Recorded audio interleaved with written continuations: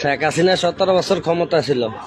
সকালবেলা ঘুম থেকে উঠিয়া খবরে দেখতাম আজকে পদ্মা সেতু উদ্বোধন করবে, মেট্রো রেল উদ্বোধন করব, কন্যাফুলি টানেল উদ্বোধন করব, মুক্তিযোদ্ধা ভাতা দিব, বয়স্ক ভাতা দিব, বিধবা ভাতা দিব, প্রতিবন্ধী ভাতা দিব, একটি ঘর একটি খামার উদ্বোধন করব, হাতির দিল উদ্বোধন করব, 300 ফিট রাস্তা উদ্বোধন করব।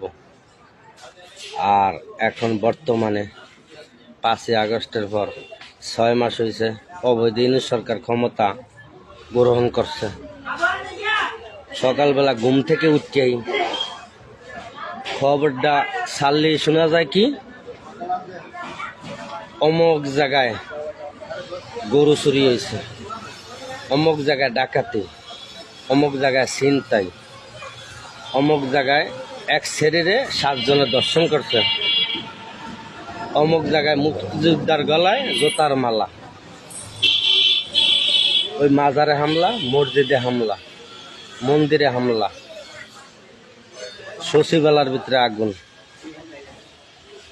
রোডের সাইডে মানুষ গুল্লি করে মাঝে হালায়, প্রতিদিন 10 জন 20 জন 25 জন করে মানুষ খুন।